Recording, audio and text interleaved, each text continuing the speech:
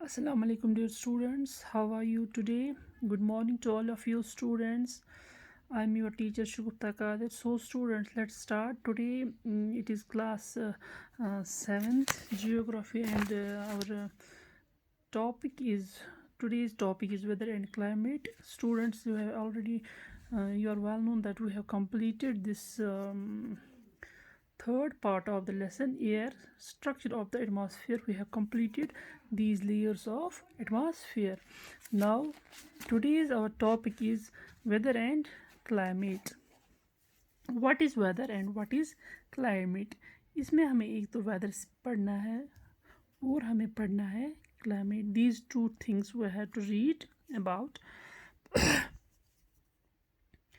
यहाँ पे मैं आपको बच्चों समझाऊंगी व्हाट इज़ वेदर. वेदर होता क्या है.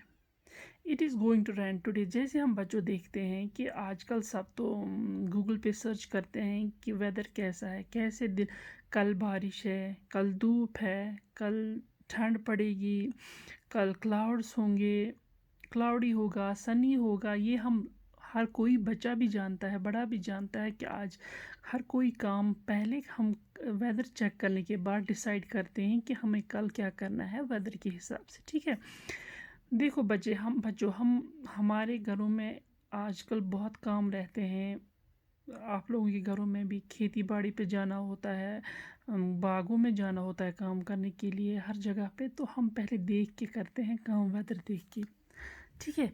यहाँ पे मैं अब आपको समझाऊंगी ये वेदर असल में होता क्या है. Will it the bright and sunny today, ये मैंने आपको समझाया. How many times we have we heard this from anxious cricket. हाँ देखो, कभी कोई क्रिकेट फ़ैन होता है, वो देखता है कि हाई कल बारिश मत होगी, क्रिकेट मैच हो जाएगा, पोस्टपोन हो जाएगा. तो इसमें एक टेंशन सी इंसान को रहती है कि कल मुझे ऐसे ही काम करना है, कल का वेदर कैसा होगा, कल क्या होगा. तो इसीलिए हम देखेंगे पहले वेदर. हम तो वेदर चेक करते हैं. वेदर अब होता क्या है students. Weather is hour to hour day to day condition of the atmosphere. अब हम देखेंगे यहाँ पे क्या है. एटमॉस्फेयर जो होता है उसमें हर घंटे की कंडीशन चेंज होती है, हर दिन में कंडीशन चेंज होती है.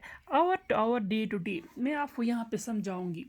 जैसे हम आप वेदर चेक करते हो गूगल पे, ये तो आप बच्चे को भी आता है. आपने गूगल को बोला कि वेदर मुझे बताओ कल का क्या है, तो आपने वेदर चेक किया. वेदर में आप पहले देखोगे सनी है, फिर 1 घंटे के बाद कभी बारिश होती है, या दिन में कभी भी 2 घंटे 3 घंटे बाद आपको सनी मिलता है फिर से, या क्लाउडी मिलता है कुछ है. तो ये जो वेदर है ये है हर घंटे के बाद इसमें चेंज आती है. ये वो कंडीशन है जिसमें हर घंटे के एटमॉस्फेयर की वो कंडीशन है. एटमॉस्फेयर में वेदर जो है, ये एटमॉस्फेयर में वो कंडीशन है जहाँ में हर घंटे में चेंज आ सकती है या हर दिन चेंज आ सकती है. देखो बच्चों, वेदर होता है मौसम. समझ आई मेरी बात. वेदर होता है मौसम. मौसम कैसे बदलता है. मौसम दिन में एक, दूसरे दिन दूसरा, या हफ्ते तक सनी रहता है, बीच में आप बोलते हो कि ये डे इस डे पे रहनी है, इस डे पे बारिश हो रही है, इस डे पे क्लाउडी है, अबर आलूदा आसमान है, इस दिन में सनी होगा, धूप होगी. या मैंने बोला जैसे आवर टू आवर, घंटे घंटे भर में चेंज हो जाता है. तो वेदर मौसम को हम बोलते हैं. मौसम जो है ये होता है change hour to hour. Atmospheric change होती है, ये एटमॉस्फेयर में चेंज होता है. Change in atmosphere hour to hour day to day. या तो ये हर घंटे में चेंज होता है, या एक दिन में चेंज होता है, दूसरे दिन एक वेदर, दूसरे दिन एक वेदर. यही होता है. वेदर होता है मौसम. तो आपको समझ आया बच्चों क्या होता है वेदर. वेदर है डे टू डे और hour to hour condition of atmosphere. Atmosphere में जो कंडीशन होती है, या तो वो घंटे में भी चेंज हो सकती है, या तो वो दिन में चेंज हो सकती है, या 5 दिनों के बाद, 2 दिनों के बाद, उसको हम वेदर बोलते हैं, वो मौसम होता है. अब यहाँ पे आपको तो यहाँ पे क्या होता है. अब क्लाइमेट है. क्लाइमेट होता क्या है. तो वेदर आपने देखा, वेदर मौसम है, इसमें चेंज आती है, घंटे भर में भी चेंज आ सकती है, दिन भर में चेंज आ सकती है, 2 दिन के बाद, 3 दिन के बाद वेदर तो चेंज होता रहता है. अब हम बोलते हैं क्लाइमेट. क्लाइमेट क्या है बच्चों. क्लाइमेट है, यहाँ पे मैं आपको समझाऊंगी क्लाइमेट होता क्या है। क्लाइमेट होता है एवरेज वेदर, ठीक है। एवरेज वेदर कंडीशन होती है क्लाइमेट। देखो बच्चों, मैं आपको बोलती हूँ, अगर हम किसी एरिया की एवरेज वेदर निकालेंगे 20 ईयर्स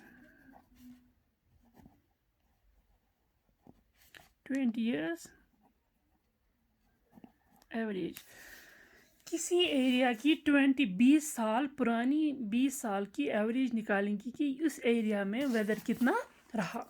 कोई भी एरिया हो वहाँ पे हम एवरेज निकालेंगे कि इस एरिया में पिछले 20 सालों का निकालेंगे कि वेदर कैसा रहा, इस एरिया में ज़्यादातर वेदर कैसा रहा। अगर हमारा ज़्यादातर वेदर कोल्ड होता है तो हम इसको बोलते हैं कि क्लाइमेट जो है वो कोल्ड है। क्या है? Climate cold. समझ आई मेरी बच्चों आपको मेरी बात। अगर हम किसी एरिया का 20 ईयर्स का एवरेज वेदर देखेंगे तो हम वहाँ हॉट हो गया उसका एवरेज, तो हम बोलेंगे इस जगह का क्लाइमेट जो है ये क्या है? हॉट। क्या है? Hot climate. फॉर एग्ज़ाम्पल हम अपने जम्मू कश्मीर का ही लेते हैं। ज़्यादातर कश्मीर में हमारा जो वेदर रहता है, अगर हम यहाँ पे एवरेज निकालेंगे तो यहाँ पे ज़्यादा ठंड रहती है और यहाँ के समर्स जो हैं वो बहुत कम होते हैं, तो हमारे यहाँ पे ज़्यादा ठंड रहती है। अगर 20 ईयर्स का हमारे कश्मीर का निकाला जाए एवरेज वेदर तो उसमें वो कोल्ड मिलेगा। क्या मिलेगा? ज़्यादातर एवरेज कोल्ड मिलेगा। तो हम ये बोल सकते हैं कि कश्मीर का जो क्लाइमेट है ये कोल्ड क्लाइमेट, यहाँ पे जो क्लाइमेट है वो सर्द है, ठीक है। समझ आया आपको बच्चों मेरी बात? इसके मुकाबले में, इसकी कंपटीशन में अगर हम बाहर का कोई देखेंगे, जैसे मुंबई स्टेट या कोई भी स्टेट देखेंगे बाहर में इंडिया का जो हॉट होगा, तो वहाँ पे ज़्यादा हॉट रहता है और सर्दियाँ कम 1-2 महीने पड़ती है। उतनी भी सर्दियाँ नहीं पड़ती है जितनी कि हमारे कश्मीर में होती है। तो वहाँ पे जो एवरेज वेदर हमारा आएगा वो हॉट मिलेगा हमको, कि बाहर यहाँ पे जो स्टेट में है हॉट वेदर, तो यहाँ का क्लाइमेट जो है तो हम बोलेंगे कि यहाँ का क्लाइमेट हॉट है। समझ आई मेरी बात? हम कभी भी बोलते हैं कि ज़रा उस जगह किसी जगह की बात करते हैं फिर बोलते हैं वहाँ का क्लाइमेट कैसा है। तो क्लाइमेट वहाँ का मौसम नहीं होता है, क्लाइमेट वहाँ की एवरेज होती है। उस मौसम की एवरेज हम निकालते हैं कि पिछले 20 सालों में इस यहाँ पे कैसा मौसम रहता है, हॉट रहता है या कोल्ड रहता है, तो उसी हिसाब से हम बोलते हैं इस यहाँ का क्लाइमेट हॉट है कि क्लाइमेट कोल्ड है। सो स्टूडेंट्स, आपको ही समझ आया, ये होता है वेदर। वेदर होता है डे टू डे जिसमें चेंज आती है, बट या आवर टू आवर या डे टू डे या 2 दिनों में 3 दिनों में वेदर चेंज होता रहता है, जैसे हम गूगल पे सर्च करते हैं। बट क्लाइमेट जो है, क्लाइमेट हमारा है 20 ईयर्स का average weather of any place. या तो वो कोल्ड क्लाइमेट में होता है या तो वो हॉट क्लाइमेट में होता है। तो यहाँ पे आपको डिफरेंस समझ आई, what is cold climate, what is climate and what is weather. हो गया। इसके बाद हमारा दूसरा टॉपिक है बच्चों temperature. What is temperature? The temperature you feel every day is the temperature of the atmosphere. जो एटमॉस्फेयर का टेम्परेचर, जो आप हर रोज़ टेम्परेचर फील करते हो। समर्स में आप गर्मी फील करते हो, विंटर्स में आप सर्दी फील करते हो, स्प्रिंग्स में कभी बारिश, कभी ठंड, कभी गर्मी तो उतनी नहीं होती है, ठंड ही होती है ज़्यादा। तो जो भी टेम्परेचर आप फील करते हो हर दिन, ठीक है, you feel every day is the temperature of the atmosphere. तो वो किसका टेम्परेचर होता है? एटमॉस्फेयर का, ठीक है। जो आप हर दिन टेम्परेचर फील करते, महसूस करते हो, गर्मी या सर्दी, वो होता है एटमॉस्फेयर का temperature. The degree of hotness and coldness of the air is known as temperature. चाहे वो हॉटनेस हो degree centigrade Celsius, 0 degree Celsius, तो चाहे वो डिग्री हॉटनेस हो, चाहे वो गर्मी हो, चाहे कोल्ड, चाहे वो सर्दी हो, तो of the air is known as temperature. इसको हम बोलते हैं टेम्परेचर। चाहे सर्दी हो चाहे गर्मी हो, उसको हम टेम्परेचर बोलते हैं, जो हम हर दिन फील करते हैं। समझ आई मेरी बात? The temperature of the atmosphere change not only between day and night but also from season two season. देखो बच्चों, ये सिर्फ दिन में हमें गर्मी मिलती है सूरज से या रात को हमें ठंड मिलती है, कभी कभी गर्मी होती है रात को भी, बट जो दिन से कम होती है। तो ये जो टेम्परेचर है ये सिर्फ डे और नाइट में चेंज नहीं होते, सीज़न टू सीज़न भी चेंज होता है। जैसे समर्स में गर्मी पड़ती है, विंटर्स में सर्दी पड़ती है, या सर्द सीज़न में सर्दी पड़ती है और गर्म सीज़न में गर्मी पड़ती है। तो ऐसे भी टेम्परेचर चेंज होता है। Summers are hotter than winters. जैसे यहाँ मैंने आपको बोला, समर जो गर्मी का मौसम होता है वो हॉटर, वो गर्म गर्म होते हैं। किससे? सर्दियों के मौसम से गर्मी पड़ती है समर्स में, ठीक है। गर्मी के मौसम में गर्मी पड़ती है और सर्दी के मौसम में सर्दियाँ पड़ती हैं। An important fact that influence the distribution of temperature is insulation. अब यहाँ पे एक और चीज़ आ गई बच्चों, insulation. What is insulation? Insulation is the incoming solar energy intercepted by the earth. देखो, इंसुलेशन होता है solar energy, incoming solar energy. आपको मैं यहाँ पे एग्जाम्पल एक बताऊंगी व्हाट इज इंसुलेशन। देखो यहाँ पे मैंने एक फिगर बना के रखा है बच्चों।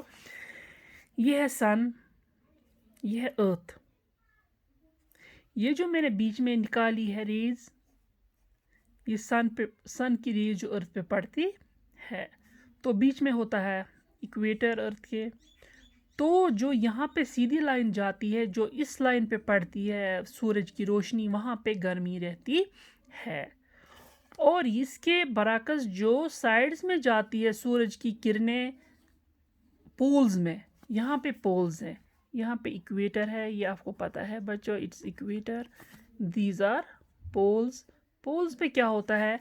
पोल्स पे जो हमारी ये सन की गर्मी है ये कम पड़ती है। तो इनको हम, इसका मतलब है कि यहाँ पे जो डायरेक्ट पड़ती है वहाँ पे हॉट होता है, जहाँ पे ये टिल्ट पड़ती है सूरज की किरणें दूर दूर तक, जितनी दूर इक्वेटर से जाती है पोल्स की साइड, वहाँ पे सर्दी पड़ती है। इसीलिए पोल्स जो है वहाँ पे हमेशा ठंड रहती है। समझ आए आपको मेरी बात? सन की रे डायरेक्ट पड़ती है इक्वेटर पे, तो वहाँ पे हम बोलते हैं कि यहाँ पे हॉट है, यहाँ पे हॉट है। तो यहाँ पे पोल्स पे कोल्ड है, इसको हम बोलते हैं इंसुलेशन। क्या बोलते हैं? इंसुलेशन। इक्वेटर पे हॉट होता है और पोल्स पे जाके ये जितना जितना ये पोल्स की साइड जाती है उतना ये ठंडी होती है, उतने उतने ठंड हम महसूस करते हैं। यही इंसुलेशन होता है, ठीक है। इंसुलेशन होता है जो सूरज की रोशनी पड़ती है ज़मीन पे, वो कहाँ पे हॉट होती है, कहाँ पे कोल्ड हो जाती है, उसको हम इंसुलेशन बोलते हैं। तो यहाँ पे आपको इंसुलेशन भी समझ आया होगा। The amount of insulation decreases from the equator towards the poles. ये मैंने आपको अभी पढ़ाया, इक्वेटर से जाके पोल्स तक ये चेंज होता रहता है। इक्वेटर पे हॉट होता है और पोल्स पे जाते जाते ये डिक्रीज हो जाता है, कम हो जाता है टेम्परेचर। समझ आई? इंसुलेशन कम हो जाता है।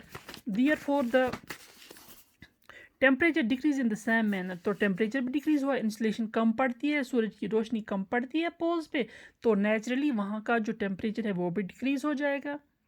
Now you understand why poles are covered with snow, the Earth's temperature rises too high. देखो, अब आपको पता चला कि कैसे हमारी जो अर्थ है यहाँ पे कहाँ कहाँ पे गर्मी होती है और पोल्स क्यों हमेशा स्नो से घिरे रहते हैं, ठीक है। Temperature increase in much higher than that of villages. Temperature जो है वो सिटीज़ में ज़्यादा होता है, सिटीज़ इंक्रीज इन सिटीज़, शहरों में ज़्यादा टेम्परेचर होता है एज़ कम्पेयर टू विलेज में, गाँव में कम होता है। कैसे? द कंक्रीट हाँ, जो बिल्डिंग्स वहाँ पे कंक्रीट होती है और मेटल्स की बनी होती है, और रोड्स भी वहाँ पे बने होते हैं एसफॉल्ट के, और वहाँ पे वो हीट अप हो जाते हैं दिन में, और वो हीट जो है जो दिन में ये रोड्स और बिल्डिंग्स लेती है और ये रात को रिलीज़ करती है, इसीलिए वहाँ पे ज़्यादा गर्मी रहती है। और यहाँ पे जो होता है सिटी में क्या होता है, क्राउडेड हाई राइज बिल्डिंग्स, वहाँ पे जो बिल्डिंग्स है वो क्राउडेड होती है, ठीक है।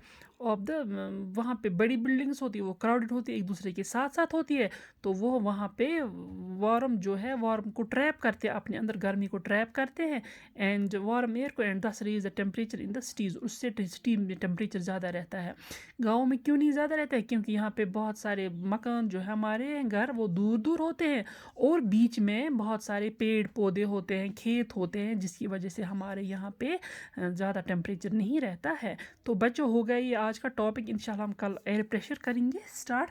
सो स्टूडेंट्स यहाँ पे हम बोलेंगे एक बात है, the standard unit of measuring temperature is degree Celsius. ये आपको पता है, it was invented by Anders Celsius on the Celsius scale.